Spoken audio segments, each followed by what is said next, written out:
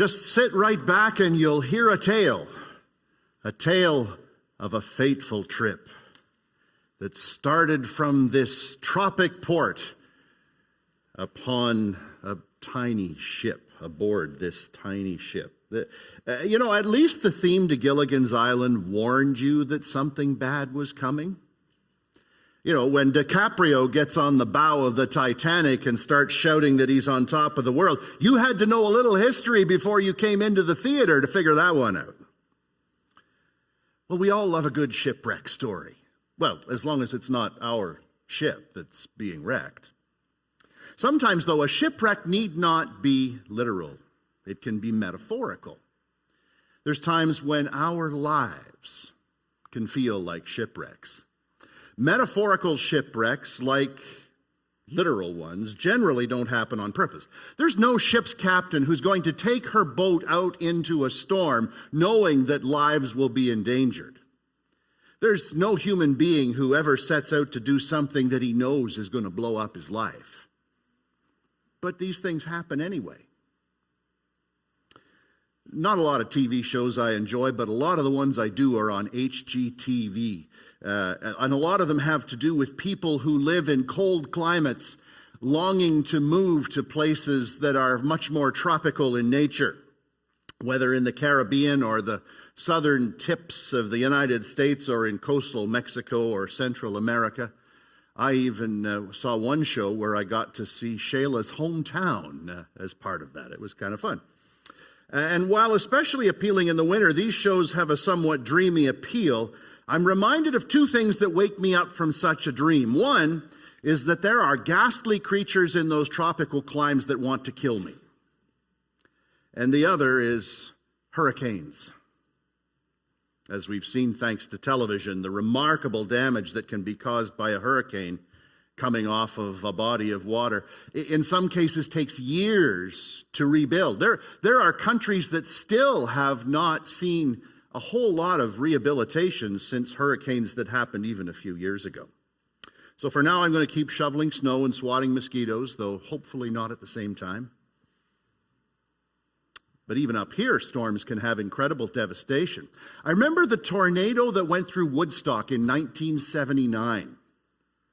There was a tornado that went through Barrie in 1985. In fact, until very recently, and even still if you look for it, you'd be able to see from the 400 the path that it took through town.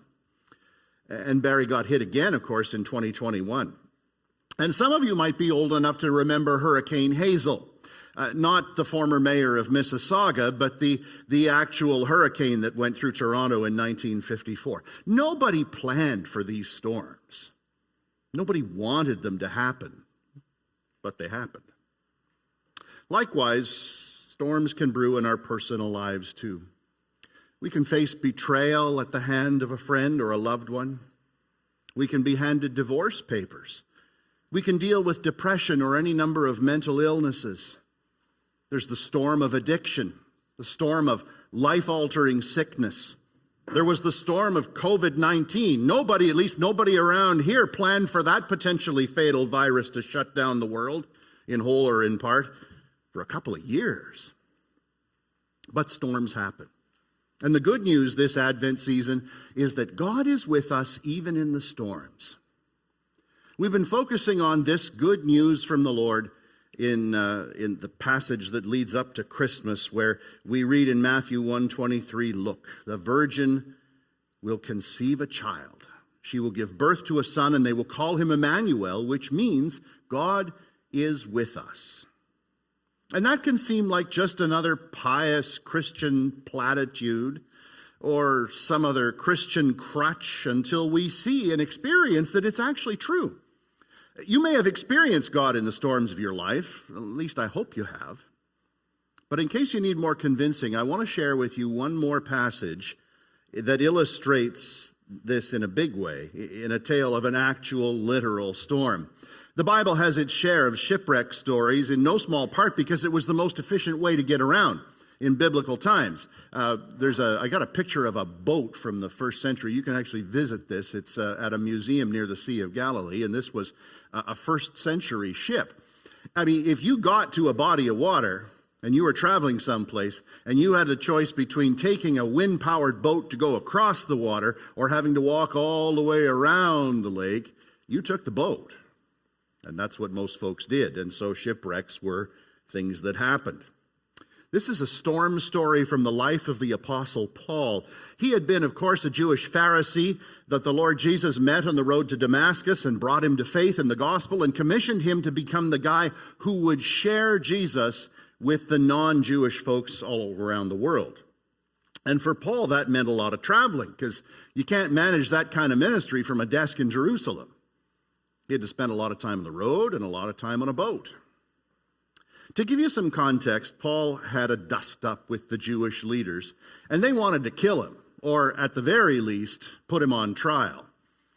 The Roman officials didn't really want to do this, but they had political tightropes they had to walk, so Paul was given a hearing, first from Felix, who was the governor, and then after him, Festus, who was his successor, and then he went to King Agrippa, who wanted to let him go, but Paul had said, "I appeal to Caesar," and so at that point, he had to send him off to Rome.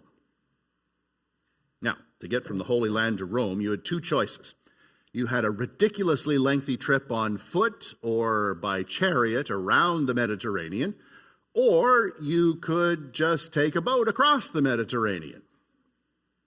Obviously and commonly, these trips happened by sea, and there were many ships that were ferrying cargo and passengers to and from Rome all the time in those days.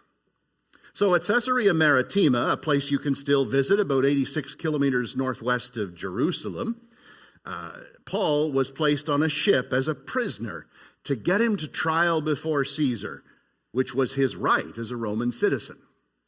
And this is how the story unfolds in Acts 27.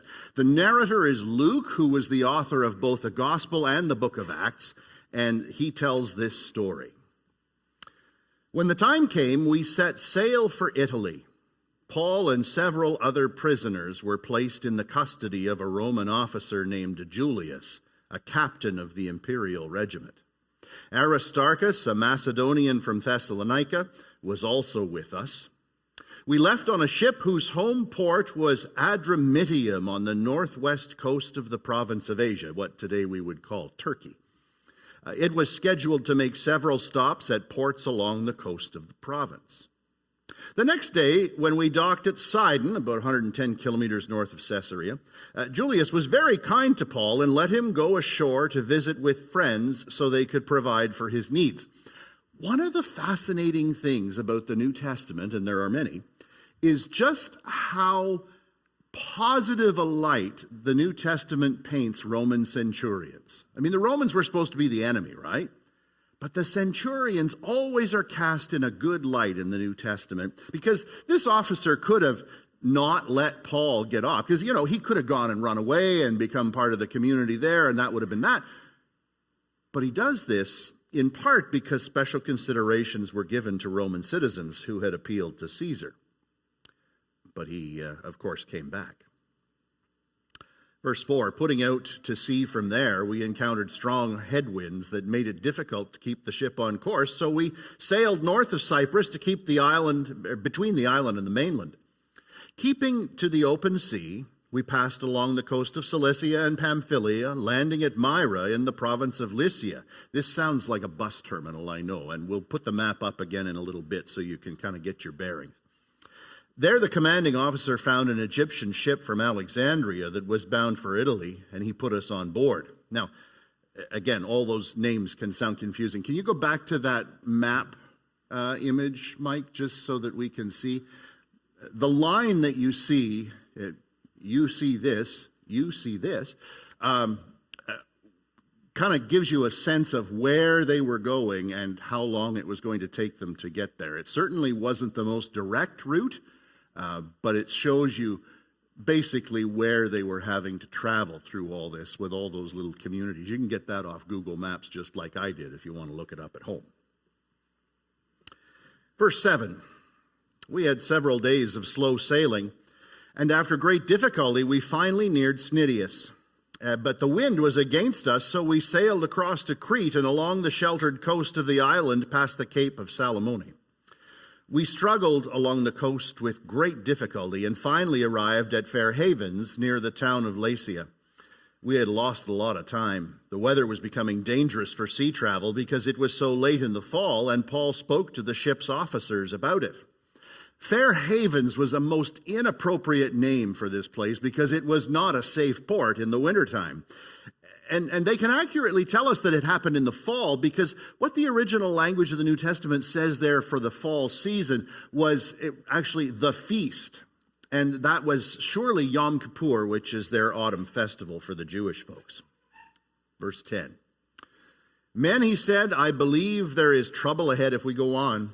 Shipwreck, loss of cargo, danger to our lives as well. But the officer in charge of the prisoners listened more to the ship's captain and the owner than to Paul. And since Fair Havens was an exposed harbor, a poor place to spend the winter, most of the crew wanted to go on to Phoenix, farther up the coast of Crete, and spend the winter there. Phoenix was a good harbor with only a southwest and northwest exposure. When a light wind began blowing from the south, the sailors thought they could make it, so they pulled up anchor and sailed close to the shore of Crete. But the weather changed abruptly, and a wind of typhoon strength called a northeaster, or, in New England they call that a noista, probably not the same kind of storm, burst across the island and blew us out to sea. The sailors couldn't turn the ship into the wind, so they gave up and let it run before the gale. We sailed along the sheltered side of a small island named Cauda, where with great difficulty we hoisted aboard the lifeboat being towed behind us. Then the sailors bound ropes around the hull of the ship to strengthen it. They were afraid of being driven across the sandbars of Syrtis off the African coast, so they lowered the sea anchors to slow the ship and were driven before the wind. The next day, as gale-force winds continued to batter the ship, the crew began throwing the cargo overboard. This was actually pretty common practice to do this in those days. If you remember the story of Jonah when he was fleeing Nineveh, throwing cargo off to try and solve the problem was quite common. The following day, they even took some of the ship's gear and threw it overboard. The terrible storm raged for many days, blotting out the sun and the stars until at last all hope was gone. See, when you can't see the sun and the stars, you can't navigate. That really is the end of hope. No one had eaten for a long time. My guess, seasickness. Finally, Paul called the crew together and said, Men, you should have listened to me in the first place and not left Crete. You would have avoided all this damage and loss. So here's Paul, the prisoner, saying to the ship's crew who know what they're doing, or so we think, I told you so. But take courage, he says. None of you will lose your lives, even though the ship will go down. For last night an angel of the God to whom I belong and whom I serve stood beside me, and he said, Don't be afraid, Paul, for you will surely stand trial before Caesar. What's more, God in his goodness has granted safety to everyone sailing with you. So take courage, for I believed God. It will be just as he said, but we will be shipwrecked on an island. About midnight on the 14th night of the storm, 14th night, eek. As we were being driven across the Sea of Adria, that's the Adriatic, sort of the middle of the Mediterranean, the sailors sensed land was near. They dropped a weighted line and found that the water was 120 feet deep. But a little later, they measured again and found it was only 90 feet deep. At this rate, they were afraid we would soon be driven against the rocks along the shore, so they threw out 4 anchors from the back of the ship and prayed for daylight. Then the sailors tried to abandon the ship. They lowered the lifeboat as though they were going to put out anchors from the front of the ship. But Paul said to the commanding officer and the soldiers, You will all die unless the sailors stay aboard. So the soldiers cut the ropes to the lifeboat and let it drift away. Just as the day was dawning, Paul urged everyone to eat. You've been so worried that you haven't touched food for 2 weeks, he said. Please eat something now for your own good, for not a hair of your heads will perish. Then he took some bread, gave thanks to God before them all, and broke off a piece and ate it, a demonstration of Paul's confidence in God. Then everyone was encouraged and began to eat, all 276 of us who were on board. Now, why does Paul toss out this number? Or Luke, in this case, toss out this number? It was given to demonstrate that nobody had died and that this miracle really was quite remarkable. Verse 38, after eating, the crew lightened the ship further by throwing the cargo of wheat overboard. When morning dawned, they didn't recognize the coastline, but they saw a bay with a beach and wondered if they could get to shore by running the ship aground. That bay, by the way, on Malta is now called St. Paul's Bay. So they cut off the anchors and left them in the sea. Then they lowered the rudders, raised the foresail, and headed toward the shore. But they hit a shoal and ran the ship aground too soon. The bow of the ship stuck fast, while the stern was repeatedly smashed by the force of the waves and began to break apart. This is not a fairy tale ending, is it? It wasn't like they stopped, gave thanks to God, and all was well. The ship's still breaking up here, but the story's not over. The soldiers wanted to kill the prisoners to make sure they didn't swim ashore and escape. But the commanding officer wanted to spare Paul, so he didn't let them carry out their plan.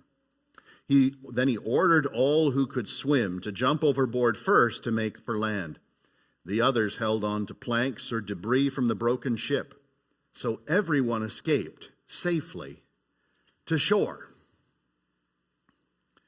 Now, Paul's shipwreck reminds us and gives us courage to remember that we never need to let the presence of a storm cause us to doubt the presence of God. Don't let the presence of a storm cause you to doubt the presence of God. Easy to say when the storm has passed, right? Maybe a little harder when you're in the midst of it, when the sun and the stars have disappeared and you have no means of navigation. That's a harder thing to say. But God was still with them. Paul had the confidence to believe that when nobody else did. Maybe you might be in a place where you're not sure if your marriage is going to make it. You're never going to get out of debt, never graduate from school, you'll never have a child, you'll always be depressed. Whatever it is, the storm may rage. But as Paul reminded the ship's crew in verse 21, if they'd taken his advice, they wouldn't be in the pickle they were in. I told you so is a strange phrase for a prisoner to tell his captors, but if they'd listened, they'd be safe.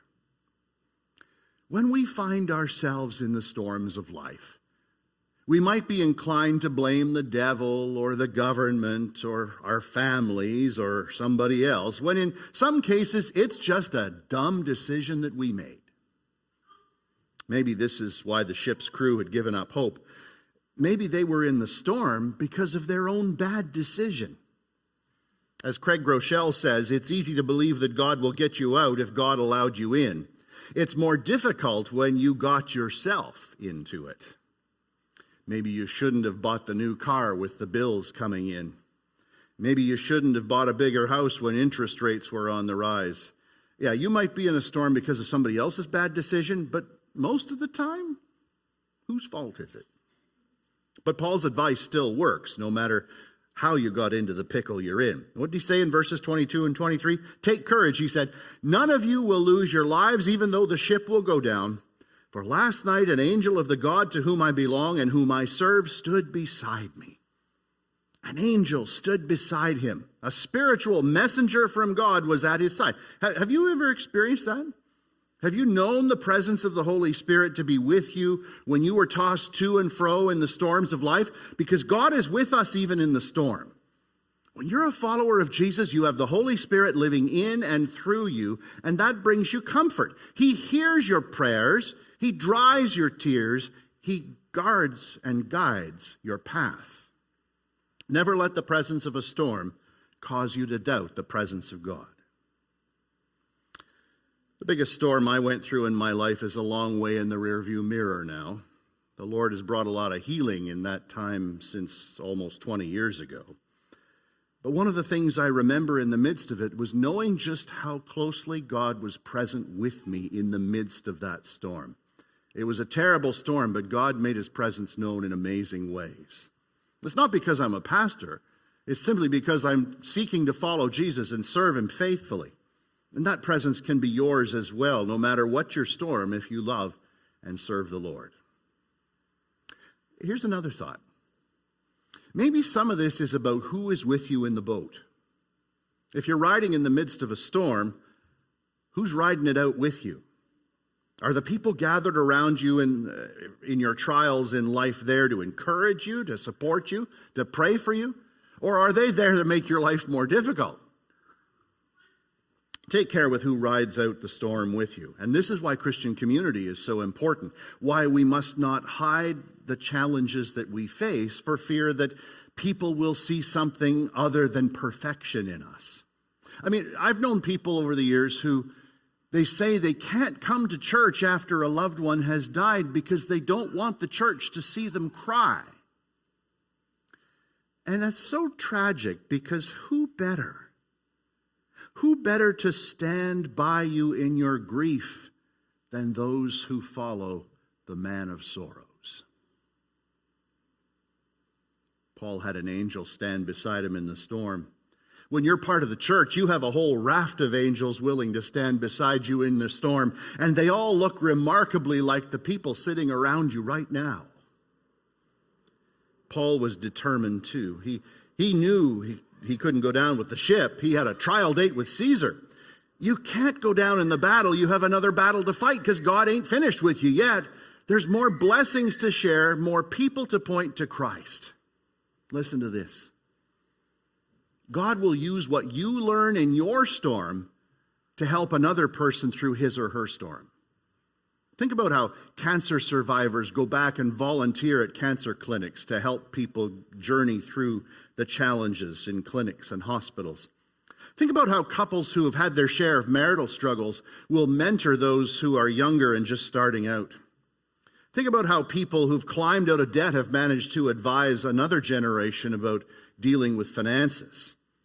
Or how veterans of 12-step groups can mentor those who had the courage to just walk in the door for the first time for a meeting.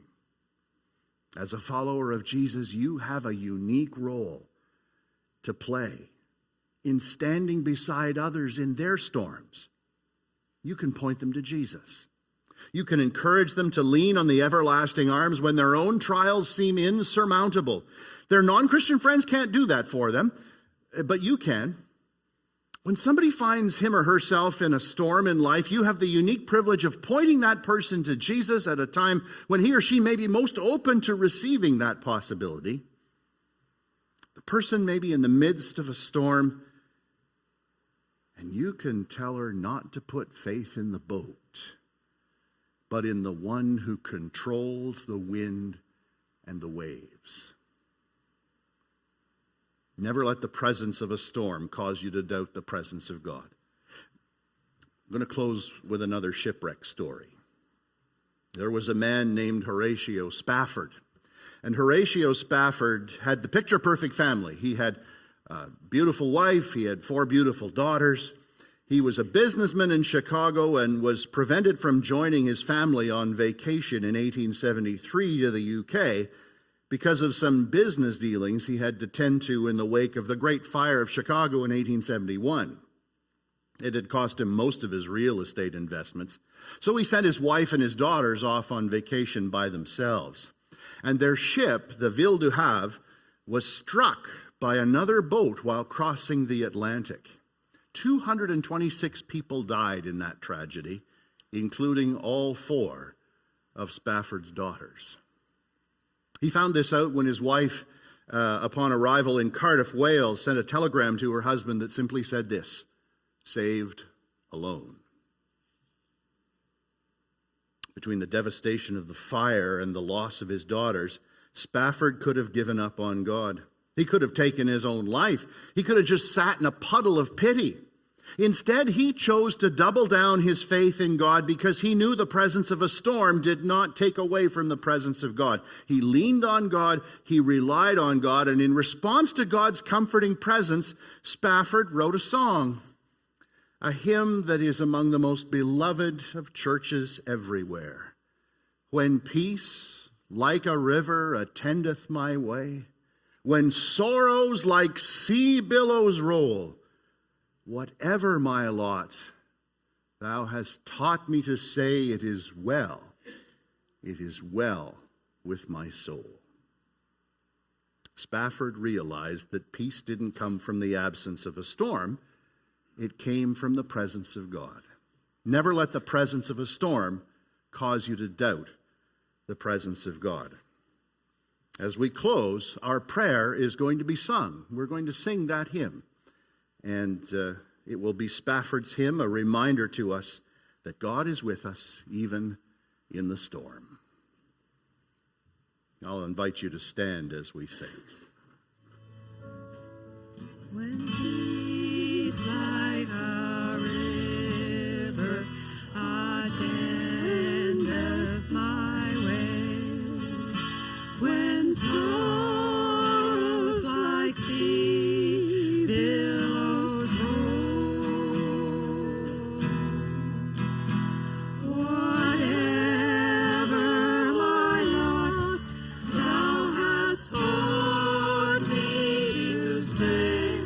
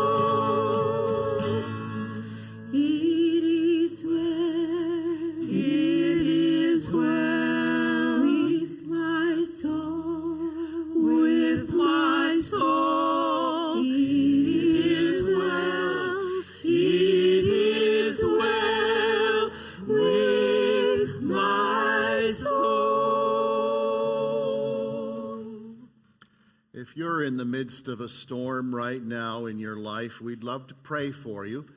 Use that connection card at stpaulsnobleton.ca/connect, and it will be our pleasure to be in touch with you, to pray with you, to pray for you. Never let the presence of a storm cause you to doubt the presence of God, because He is your peace.